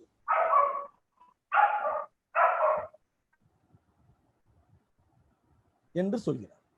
இப்போ இதை நம்ம எப்படி பார்க்க போறோம்? நாம அடுத்த கட்ட பிரச்சனைக்கு போறோம். 3வதுலயும் 5வதுலயும் 8வதுலயும் தேர்வு. சரி, நம்ம ஆளுங்க உடனே என்ன சொல்றாங்க, சார் இது எவ்வளவு நல்ல விஷயம் சார், ஏன் சார் இதை போய் வேண்டாங்கிறீங்களே சார், என்னங்க நீங்க, ஏங்க பையனுக்கு 8வது வரைக்கும் பரிச்சையே இல்லைங்கிறதுனால நம்மளை மதிக்கவே மாட்டேங்கிறான், எங்கேயாவது நம்மளை திரும்பி பார்க்கலாம் சார், ஒருத்தன் வணக்கம் வைக்கலாம் பார்த்தீங்களா, எல்லாம் எப்படி நம்மளை போட்டு நுண்டுலடாகிறானுங்க, மரியாதை கிடையாது, ஒன்றும் கிடையாது, நமக்கு ஒரு இது கிடையாது. உண்மை அதுவல்ல. இந்த தேர்வு மாணவர்களுக்காக அவர்கள் நடத்தவில்லை. இதைத்தான் திரும்ப திரும்ப நான் உங்களுக்கு புரிய வைக்க ஒவ்வொரு கூட்டத்திலும் முயற்சி செய்து கொண்டிருக்கிறேன். அவர்கள் நடத்த போகின்ற இந்த தேர்வினுடைய பெயர் ப்ரொஃபஷனல் ஸ்டாண்டர்ட் டெஸ்டிங் பாடி நடத்தக்கூடிய PISA என்று அழைக்கப்படுகின்ற program for international school assessment என்கிற தேர்வு. இது ஒரு ஸ்டாண்டர்ட் டெஸ்டிங் பாடி. PISA தேர்வை நடத்துபவர்கள் OECD என்று அழைக்கப்படுகின்ற ஒரு organisation of economic cooperation and development என்கிற ஒரு அமைப்பு, 37 நாடுகள் கொண்ட ஒரு கூட்டமைப்பு. இந்த கூட்டமைப்பை வெளியிலிருந்து ஆதரிக்கும் நாடு இந்தியா, பிரேசில், இந்தோனேஷியா போன்ற நாடுகள். இந்த கூட்டமைப்பிலே இருக்கக்கூடிய நாடுகள்னு பார்த்தீங்கன்னாக்கா பிரான்ஸ், அமெரிக்கா இப்படி இருக்கிறது. இந்த கூட்டமைப்பு போர்ட் ஆஃப் அசஸ்மெண்ட் என்கிற ஒன்றை ஒவ்வொரு நாட்டிலும் ஏற்படுத்த வைத்து தேசிய தர நிர்ணய தேர்வை நடத்துகிறது. யாருடைய தரம்? அங்கதான் கொஸ்டின் இருக்கு. இந்த கேள்வியை மறந்துவிட்டு இது தர நிர்ணய தேர்வு தான், தேர்வு தானே சார் வரட்டும் என்று சொல்லும் ஆசிரியர்கள் எவ்வளவு பெரிய ஏமாளிகள் என்று நினைத்து பார்க்கிறேன். எனக்கு நகைப்பாக இருக்கு. இந்த testing agency national international bench marking என்கிற பெயரில் இந்த ஸ்டாண்டர்டு டெஸ்டிங்கை நடத்துகிறது. கிரேடு 3, 5, 8 இதுல எல்லா மாணவர்களுக்கும் நடக்கும். ஏற்கனவே 2018 ஒரு டெஸ்ட் பண்ணி பார்த்துட்டாங்க. நமக்கே தெரியாது, தமிழ்நாட்டில் அந்த தேர்வை என்னன்னே தெரியாம நம்ம குழந்தைங்க அதை எழுத வச்சுட்டாங்க. அங்கேயும் எழுத வச்சு 73 நாடு கலந்துக்குச்சு. நம்ம நாடு 72வது இடத்துல நின்றுச்சு. ஏன்னா ஸ்டாண்டர்ட் டெஸ்டிங்கை பொறுத்த வரைக்கும் என்னன்னா, நான் வச்சு ஸ்டாண்டர்டு டெஸ்டிங் அப்படின்னு அவங்க பண்றது எதற்காக என்கின்ற ஒரு கேள்வி. அதை ரொம்ப தெளிவாக இந்த கல்விக் கொள்கை நமக்கு விவரிக்கிறது. The PISA test conducted, the national level accreditation test, இதுக்கு பேரு நேஷனல் லெவல் அக்ரெடேஷன் டெஸ்ட், தர நிர்ணய தேர்வு. இந்த தேர்வு நடத்துவது எதுக்குன்னா ஒரு வகுப்பறையினுடைய ஆசிரியரின் தரத்தை தீர்மானிப்பதற்கு.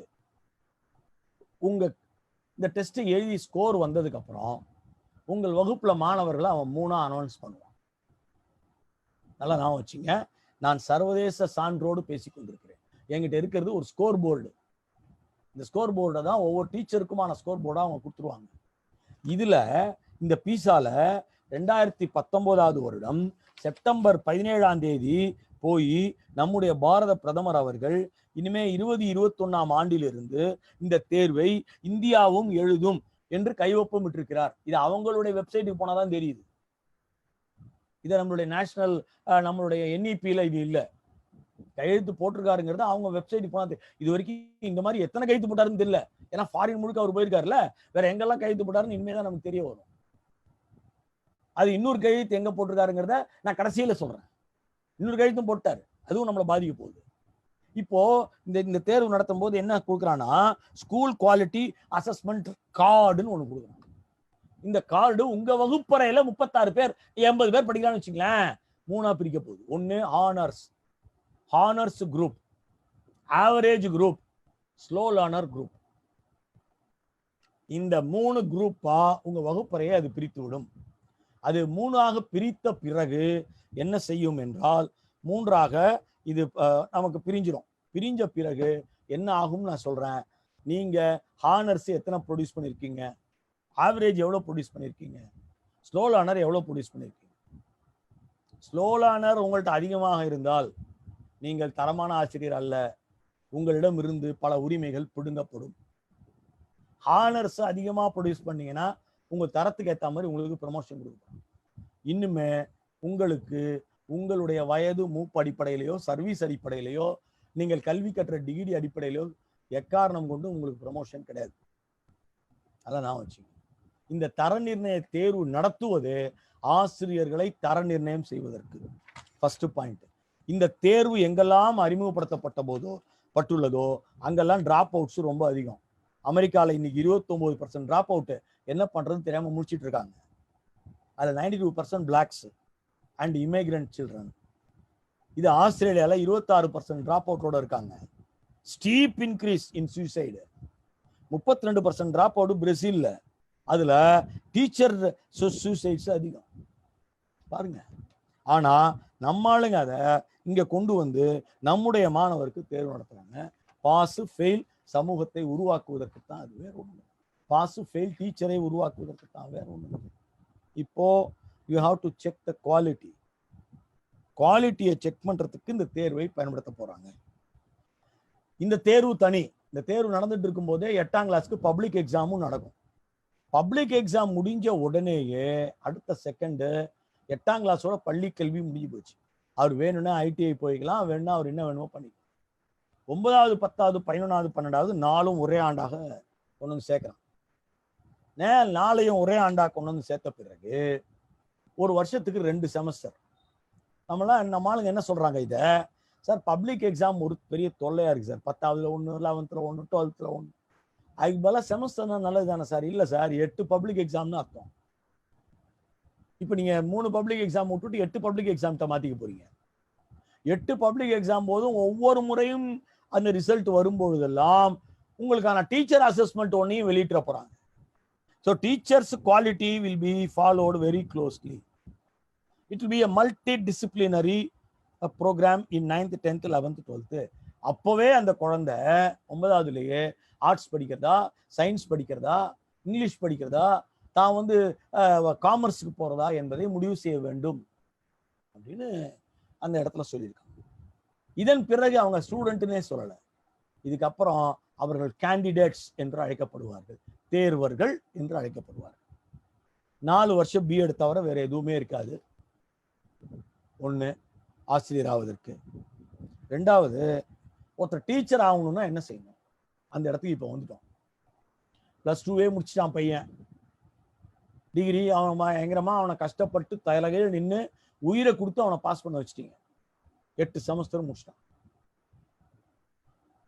ஆனா அவன் அப்படியே காலேஜ் போயிட முடியாது. ஏன்னா உங்க மார்க் எதையுமே அவங்க கன்சிடர் பண்ண போறது இல்லை. அவங்க கன்சிடர் பண்ண போறது என்ட்ரன்ஸ் மார்க்கை மட்டும்தான். அந்த என்ட்ரன்ஸ் மதிப்பெண் என்பது என்ன மாதிரியான ஒரு என்ட்ரன்ஸ் மதிப்பெண்ணா அது இருக்க போகிறது என்றால், நீங்க வந்து நீட் தேர்வை போலவே எல்லா விதமான டிகிரிக்கும் என்ட்ரன்ஸ் உண்டு. அனைத்து டிகிரிகளுக்கும் என்ட்ரன்ஸ் உண்டு. அவன் வந்து என்ன சொல்றான், 126 கோர்ஸுக்கும் சேர்த்து டெஸ்ட் வைக்கணும். ஆர்ட்ஸுக்கு தனியா, சயின்ஸுக்கு தனியா, காமர்ஸ்க்கு தனியா, எல்லாத்துக்கும் NTA itself, national testing agency will do the test. சரிங்க, நான் டீச்சர் ஆக விரும்புறேன், நான் எப்படி உள்ள நுழையிறது அப்படின்னா, national testing agency will conduct national teacher entrance test. இது வரைக்கும் நம்ம டெட் எழுதுவோம், TRB எழுதுவோம். இதன் மூலியமா நமக்கு கிடைக்கும் சில ஆசிரியர் பதவிகள் எம்ப்ளாய்மெண்ட் எக்ஸ்சேஞ்ச் மூலம் கிடைக்கும். இப்படிலாம் நம்ம போயிட்டு இருந்தோம். இப்போ நேஷனல் லெவல்ல அவங்க டெஸ்ட் நடத்தி ஒரே செலெக்ஷன் லிஸ்ட் போட்டுருவாங்க. அவங்க எங்கெல்லாம் வேகன்சி இருக்கோ அவங்கள போட்டுனே போவாங்க. அப்படி பார்த்தா நம்ம பள்ளிக்கூடத்துக்கு ஒரு பீகார்காரர் வந்தாலும் வந்துடுவார். ரயில்வே ஸ்டேஷன்ல டிக்கெட் கொடுக்குற மாதிரி தான் அது. எங்க வேணாலும் யார் வேணா போடுவாங்க. சரிங்க, நான் உள்ள போயிட்டேன், எப்படியோ பள்ளிக்கூடத்துக்குள்ள வந்துட்டேன், கஷ்டப்பட்டு டீச்சர் ஆயிட்டேன். அப்படி டீச்சர் ஆகணும்னா 3 விஷயம் நீங்க செய்யணும். 1, நீங்க பிஎட்ல நல்ல மெரிட் வச்சிருக்கணும். 2, என்ட்ரன்ஸ் எலிஜிபிலிட்டி பாஸ் பண்ணி நல்ல மார்க் வச்சிருக்கணும். 3, ஒரு கிளாஸ் டெமோ இன்டர்வியூ வச்சு தான் உங்களை எடுப்பாங்க. 3, IAS தேர்வை விட கஷ்டமாக்க போறான் டீச்சர் ஆகுறத அரசை பொறுத்த வரைக்கும். பிரைவேட்லயும் கொஞ்சமா கொண்டு வருவான். ஏன்னா பிரைவேடைசேஷனை இது முழுமையா ஆதரிக்குது. அது ஏன் பின்னாடி சொல்றேன். 2வது முக்கியமான ஒரு விஷயம், ஃபர்தரா ஸ்டடிஸ் பண்ண விரும்புறீங்க, நான் வந்து BSc ஜாயின் பண்ணவா, MSc ஜாயின் பண்ணவா சார், நான் MPhil ஜாயின் பண்ணவா, அதுக்கெல்லாம் என்ட்ரன்ஸ் எழுதினா தான் போக முடியும். திரும்ப நீங்க என்ட்ரன்ஸ் எழுதி தான் MSc வாங்கணும், MCom வாங்கணும், MPhil வாங்கணும். MPhilங்கிறதே ஒன்று கிடையாது இனிமே. ஏன்னா MPhil முடிச்சுட்டு நம்ம ஆளுங்க ஒரு இன்க்ரிமெண்ட்டை வாங்கிட்டாங்க. அதனால இனிமே MPhilலே கிடையாது. இனிமே இன்க்ரிமெண்ட் எதா இருந்தாலும் சரி, ஒன்று டீச்சர் அசஸ்மெண்ட் என்று அழைக்கப்படும் அந்த 3வது 5வது 8வது பரீட்சை, இல்லைன்னா செமஸ்டர் தேர்வை வச்சு உங்களுக்கான ஒரு இன்க்ரிமெண்ட். 2வது உங்களுடைய தரம் சம்பந்தமா 4 வருஷத்துக்கு ஒரு தடவை ஒரு மேட்டர் பண்ண போறாங்க, அதை வச்சு increment. Teacher can be shared across the schools. நீங்க ஒரு வாத்தியாரா இந்த நேஷனல் டெஸ்ட் 8 வந்து செலக்ட் ஆகி வந்துட்டீங்கன்னா உங்க ஸ்கூல்ல மட்டும் தான் நீங்க இருப்பீங்கன்னு சொல்ல முடியாது. உங்களை எல்லா பள்ளிகளுக்கும் ஷேர் பண்றதுக்கு உரிமை இந்த இது வந்து நேச்சுரலாவே அரசுக்கு கொடுக்கிறது. சரி, இப்போ நம்ம அடுத்த இதுக்குள்ள நுழையிறோம். 4 ஆண்டுகளுக்கு ஒரு முறை கண்டினியூஸ் ப்ரொஃபஷனல் டெவலப்மெண்ட் சர்டிபிகேட் ஒன்று நீங்க வாங்கணும் டீச்சர் ஆனதுக்கு பிறகு. அதுக்கு பேர் CPDன்னு சொல்றான். CPD என்கிற ஒரு வார்த்தைக்காக 4 பக்கம் ஒதுக்கியிருக்காங்க சார். கண்டினியூஸ் ப்ரொஃபஷனல் டெவலப்மெண்ட் 4 பக்கம் ஒதுக்கியிருக்காங்க. இப்போ என்ன பண்ண போறான், ஸ்கூல் காம்ப்ளெக்ஸ்ல நீங்க ஒர்க் பண்ண போறீங்க. அழகா சொல்றான் அந்த இடத்துல, பள்ளிக்கூடத்தெல்லாம் மூட போறோம்னு நேரடியாக அவன் சொல்லவே இல்லை. அவன் என்ன சொல்லியிருக்கிறான், ஒரு டீச்சர் தங்க ஸ்கூல்ல வெறும் 10 பேர் தான் படிக்கிறான், 15 பேர் தான் படிக்கிறான், இனிமேல் கவலைப்பட வேணாம். ஏன்னா நாங்க வந்து பள்ளிக்கூடத்தை எல்லாத்தையும் ஒன்னா இணைக்க போறோம். இணைத்த பிறகு ஒரு பெரிய காம்ப்ளெக்ஸ்ல ஒரு வேலை பார்ப்பாருன்னு போட்டான். ஸ்கூலை க்ளோஸ் பண்றோம் நாங்க சொல்ல, ஆசிரியரை சொல்லும்போது தான் அது வருது. அப்போ அந்த காம்ப்ளெக்ஸ்ல ஒர்க் பண்ற நீங்க 50 மணி நேரம் ஒரு வருடத்திற்கு கண்டினியூஸ் ப்ரொஃபஷனல் டெவலப்மெண்ட் ட்ரைனிங் எடுக்கணும். ஒரு ஆண்டுக்கு 50 மணி நேரம் நீங்க ட்ரைனிங் எடுத்தீங்க, நம்ம சர்டிபிகேட் கொடுத்தாகணும். இதெல்லாம் நெக்ஸ்ட் இயர் நீங்க டீச்சர் கிடையாது. 50 மணி நேரத்தை எப்படியாவது நீங்க கழிச்சுட்டு வரணும். அதுக்கு அவன் என்ன சொல்றான், 4 டைப் ஆஃப் CPD வைக்கிறான். கண்டினியூஸ் ப்ரொஃபஷனல் டெவலப்மெண்ட்டுக்குன்னு ஒரு கரிக்குலம் இருக்கு. இப்போ நல்லா வச்சுங்க, அதுக்குன்னு ஒரு பெடகாகி கரிக்குலம். 2, கிளாஸ் டெமோ பார் ரிட்டன் பேப்பர்ஸ், 2மே உங்களுக்கு உண்டு. ரைட்டிங் பேப்பரும் உண்டு, கிளாஸ் டெமோவும் உண்டு. அப்புறம் டீச்சர் அக்ரெடிடேஷன் தனி, தர நிர்ணயம். இந்த flexible and modular approach towards CPD அது ஒன்று. அதுதான் உங்க பள்ளிக்கூடத்திலேயே நீங்க நடத்திக்கலாம் உங்களுக்கு வேணும்னா. ஃபிளெக்சிபிளா மாடுலரா காலையிலையும் சாயந்தரமும் நீங்க கொஞ்சம் முன்னாடி வந்து அதை படிச்சுக்கலாம் CPD. ஆனா உங்களுக்கு 50 மணி நேரம் நீங்க நாளைக்கு ரிட்டையர் ஆக போற வாத்தியாரா இருந்தாலும் உண்டு. 2வது out of school CPD, continuous professional development, outside campus போய் படிச்சுட்டு வர்றது 50 மணி நேரம். செல்ஃப் டைரக்டட் CPD, நீங்களே உங்களுக்கு என்ன வேணுங்கிறத செலக்ட் பண்ணி படிக்கலாம். ஆன்லைன் CPD 4 இருக்குது, ஒன்ஸ் இன் 4 இயர்ஸ். ஆனா 50 மணி நேரம் ஒரு வருஷத்துக்கு நீங்க பார்க்கணும். இல்ல 4 வருஷமும் சேர்த்து நான் 1 இயர் லீவ் போட்டுப்பேன், அதெல்லாம் உங்க பிரச்சனை. இப்போ டீச்சர் அவார்ட்ஸுக்கு வருகிறோம். அதையும் மாத்துறாங்க. Teacher awards can be recommended by 4 people. யார் யார் ரெக்கமெண்ட் பண்ணுவான்? Students, parents of the campus, principal of the complex and peer groups. 4 பேர்கிட்டயுமே ஒப்பீனியன் கேட்டுதான் இனிமே ஆசிரியர்கள் விருது பெற முடியும். ஏங்க நம்ம வந்து யாருக்காக ஒர்க் பண்றோம்? பையன், பசங்க, பேரண்ட்டு, டீச்சர்ஸு இவங்களெல்லாம் விட்டு நம்மளை வேவு பார்த்து அவங்களுக்கு ஒரு ஃபார்ம் கொடுத்து ஃபில்அப் பண்ணி நம்மளுடைய தரத்தை அவன் தெரிஞ்சுக்க போறான். இது ஒரு விஷயம். All India professional standard authority for teachers என்று ஒரு அமைப்பை, ஒரு அதிகார அமைப்பை உருவாக்கி இருக்கிறார்கள். அது வந்து ஒரு பர்மனன்ட் ரெக்கார்டை கீப் அப் பண்ணும். என்ன ரெக்கார்டுனா அதுக்கு பேரு PINDICS. 1 performance indicator for elementary school teacher. 2வது performance indicator for upper middle teachers, performance indicator for secondary school teacher. இதை பீரியாடிக்கலா, ஆனுவலா, இதான் சர்வீஸ் புக் மாதிரி அவங்க வந்து உங்களுடைய பர்ஃபார்மன்ஸ் அப்ரைசலை பத்தி எழுத போறாங்க. இது தனியாக உங்களுக்கு ஒரு ரெக்கார்டு அவங்க இனிமேல் மெயின்டைன் பண்ணிடுவாங்க. சரி, பள்ளிக்கூடங்களின் தரத்தை நிர்ணயிக்க நேஷனல் ஸ்கூல் ரெகுலேட்டரி அத்தாரிட்டின்னு ஒன்று வரப்போகுது. மாநிலத்தில் இருக்கிற டைரக்டர், ஜாயிண்ட் டைரக்டர் அவங்களாம் என்ன ஆக போறாங்கன்னு தெரியல. உண்மையிலே இது வரைக்கும் அதை பற்றிலாம் ஒன்றும் சொல்ல. அவங்க இருப்பாங்க, இல்லாமல் இருக்கலாம், தெரியல. பள்ளியை பயன்படுத்துதல் அப்படின்னு ஒன்று சொல்றான். பள்ளி வளாகத்தை பயன்படுத்துதல். வளாகம் வந்து ஆக்சுவலி பார்த்தீங்கன்னா 4 மணிக்கு முடிஞ்சிருதான், அதுக்கப்புறம் வளாகம் பூட்டி கிடைக்கிறதா. இந்த வளாகத்தை பயன்படுத்துவதற்காக முதியோர் கல்வி, சமூக கூடல், யோகா, பஜனை இதெல்லாம் ஸ்கூல்ல பள்ளி கதவை திறந்து விட வேண்டும். இது ஒன்று. School quality assessment and accreditation frame work தனியா ஒன்று ஏற்படுத்துறான். அதை வச்சு ஒரு பள்ளிக்கூடத்தினுடைய தரங்களை பற்றி வருஷா வருஷம் அவன் வந்து ஒரு தரப்பட்டியலை வெளியிட்டுருவான். பசங்க யாராவது போய் சேரணும், இது பண்ணணும்னா அந்த தரப்பட்டியலை தெரிஞ்சுக்கிட்டு வரலாம். இதுதான் இப்போ இருக்கக்கூடிய இந்த கல்விக் கொள்கையின் அடிப்படை. ஆர்டிஇ 12வது வரைக்கும் கொண்டு போறாங்க. ஆர்டிஇ 12வது வரைக்கும் கொண்டு போனா நல்லது தானே சார்? ஆசிரியர்கள் நிலைமையை நினைச்சு பாருங்க. இது ஆசிரியர்கள்லாம் என்ன அர்த்தம்? 8ஆம் வகுப்பு வரையில் ஆர்டிஇ இருக்குது. ஆர்டிஇ 8ஆம் வகுப்பு வரை இருக்கும் பொழுது ஒரு ஆசிரியர் இத்தனை நாள் பள்ளிக்கு போகணும், இப்படிலாம் இருக்கணும், அப்படிலாம் இருக்கணும். ஆசிரியர்களுக்கு என்று 13 ஷரத்துக்கள் இருக்கு ஆர்டிஇல. இந்த ஷரத்துக்களை 12வது வரைக்கும் நீட்டுவது என்பது ஆசிரியர்கள் அதுக்கு அப்புறமும் கூட சப்ஜெக்ட் கெயின்டு இன்டலெக்சுவல்ஸா நடந்துக்க முடியாது. அடிமை ஆசிரியராக தான் நடந்துக்க முடியும். அந்த ஒரு இடம் ரொம்ப ரொம்ப நுணுக்கமானது. ஆர்டிஇ 12வது வரைக்கும் கொண்டு போனதுனால பிரைவேட்டுக்கு முழுக்க முழுக்க தாரவாத்து விட்டார் அவர். இப்போ நமக்கு 2 வகையான விஷயங்கள் சொன்னால்தான் சரியாக இருக்கும் என்று நினைக்கிறேன். பிரைவேட் டீச்சர்ஸை பொறுத்த வரைக்கும் 2 விஷயத்தை நம்ம நம்பி இருக்கோம். ஒன்று, நமக்கு வந்து 1964ல ஒரு ஆக்ட் இருக்கு. 1964 சைல்ட் ரைட் ஆக்ட் அமெண்ட்மெண்ட்னு ஒன்று கொண்டு வந்தாங்க. அப்போ கோத்தாரி கமிஷன் வரத்துக்கு கொஞ்சம் காலத்துக்கு முன்னாடி டீச்சர் ஸ்கூல் ஸ்டாஃப் கான்ஸ்டிடியூஷனல் ரைட்ஸ்னு அதுக்கு பேர். இதை தான் நம்மளுடைய பிரைவேட் ஸ்கூல் கான்சியஸ்லாம் நம்ம யூஸ் பண்றோம். ஒன்று, அதுக்கு பேர் டியூ ப்ராசஸ் ரைட்ஸ்ன்னு பேர். ஒரு ரைட்டுக்கு right to receive notice of termination or and right to hearing. நம்மளை அவ்வளோ ஈஸியாக டெர்மினேட் பண்ண முடியாது. பண்ணாங்கன்னா நமக்கு விளக்கம் கேட்பதற்கு, விளக்கம் கொடுப்பதற்கு நமக்கு உரிமை இருக்கு. 2, freedom of expression and forming associations right. 2வது. 3வது, protection against unreasonable searches and seizures by school officials or authorities of a teacher property. உங்களுக்கு தெரியாமல் உங்க பள்ளியில் நீங்க உங்களுடைய டெஸ்கையோ பெஞ்சையோ திறந்து நீங்க என்னெல்லாம் வச்சிருக்கீங்க அப்படின்னு பார்க்கின்ற அதிகாரம் யாருக்கும் இல்லை. அதுக்கு உங்களுக்கு ஒரு ரைட்ஸ் இருக்கு. 4, right for against racial, sexual, religious discrimination. 5, rights for denial of personal study certificates. உங்க சர்டிஃபிகேட்லாம் வாங்கி வச்சுட்டு கொடுக்க மாட்டோம் என்று சொல்லும் உரிமை அவர்களுக்கு கிடையாது. Right for earning sick leave. நீங்க நம்ம பிரைவேட்ல இருக்கிற பெரிய பிரச்சனை என்னன்னா உடம்பு சரியில்லைன்னு ஒரு லீவ் கேட்க முடியாது. ஆனால் அதுக்கான ரைட்ஸ் நமக்கு கொடுக்கப்பட்டிருக்கிறது.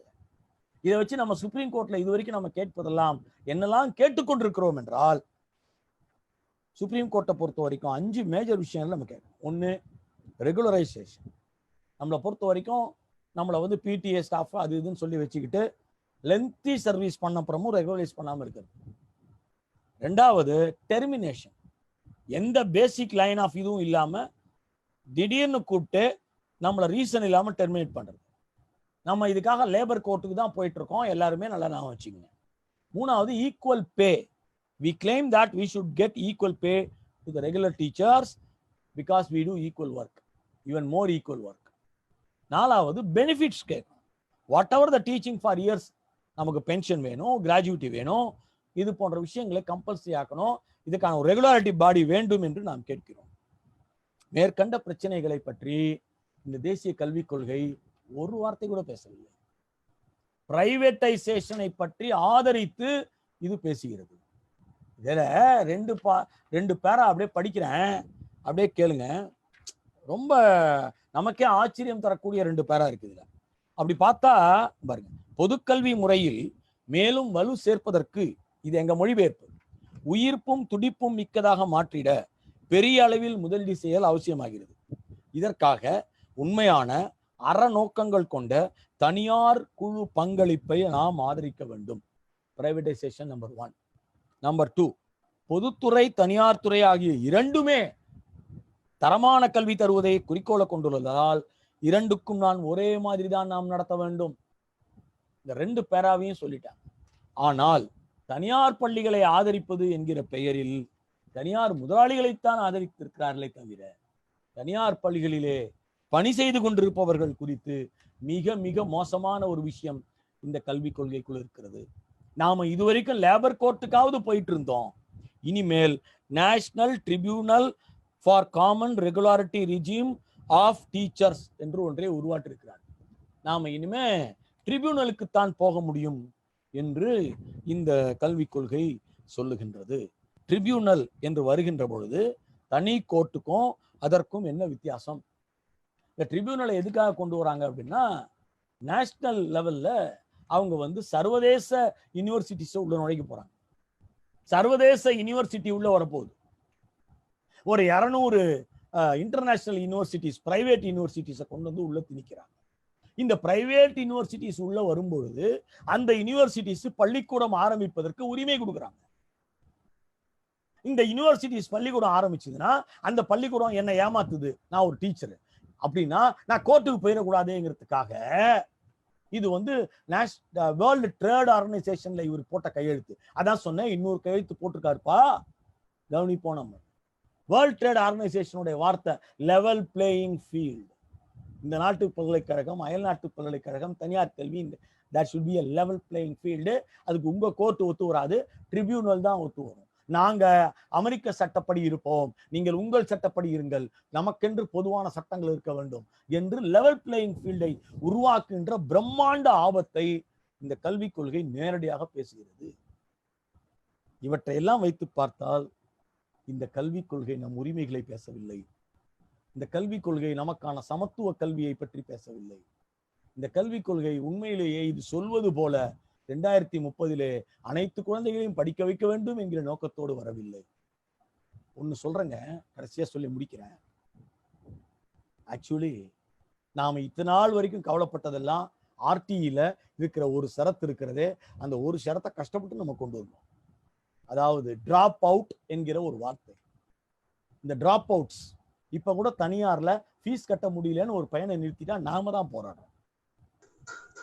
நாம் தனியார் பள்ளியிலே இருக்கக்கூடிய டீச்சர்ஸா இருக்கலாம், பிரைவேட் டீச்சர்ஸ், பிரைவேட் அபிஷியல்ஸா இருக்கலாம்.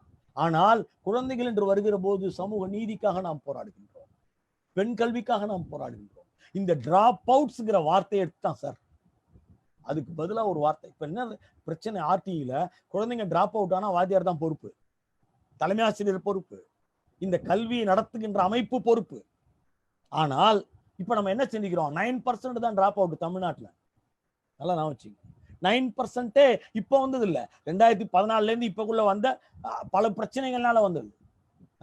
நாம 98% அச்சீவ் பண்ணிட்டோம் டிராப் அவுட் இல்லாம. 4 வாரங்களுக்கு முன்னாடி மதுரையில் என்ன நடந்துச்சு பாத்தீங்களா சார்? டாஸ்மாக் கடையில தண்ணி அடிச்சுட்டு பாட்டில தூக்கி போட்டா அந்த பாட்டில பொறுக்கின்னு 14 குழந்தைங்க கொடுத்துட்டு இருக்காங்க சார் 3 வருஷமா. அந்த 14 குழந்தைங்களை கண்டுபிடிச்சு இப்ப அங்க இருக்கிற ஒரு ஸ்கூல்ல நம்ம என்ரோல்மெண்ட் போட்டுருக்கோம். அப்படி ஆசிரியர் அமைப்புகள் நம்ம வேலை பார்க்கிறோமே. டிராப் அவுட்ங்கிற வார்த்தைக்கு பதிலாக இவன் சொல்றான், அந்த வார்த்தையை எடுத்துட்டான் சார். எடுத்துட்டு வாலண்டரி வித்ட்ராயல் ஃப்ரம் ஸ்கூல் அப்படிங்கிற வார்த்தையை போடுறோம். குழந்தைகள் விரும்பினா 3ஆம் கிளாஸ்லயும் வெளியே போகலாம், 4ஆம் கிளாஸ்லயும் வெளியே போகலாம். வாலண்டரி வித்ட்ராவல் 6ஆம் கிளாஸ்லயும் வெளியே போகலாம், 8ஆவதுலயும் வெளியே போகலாம். ஒரு குழந்தை வாலண்டரி வித்ட்ராயலா வெளியே போட்டாயா, நான் என்ன பண்றது என்று கை கழுவுகின்ற ஒரு தேசிய கல்விக் கொள்கை. தோழர்களே, இந்த கல்விக் கொள்கை ஆசிரியர்களின் உரிமைகளை பறிக்கின்றது. இது நம்மை நிழல் போல நமக்கான உளவு பார்க்கின்ற கல்விக் கொள்கை. இதை தூக்கி எறிவோம் என்று சொல்லி விடைபெறுகிறேன். நன்றி, வணக்கம்.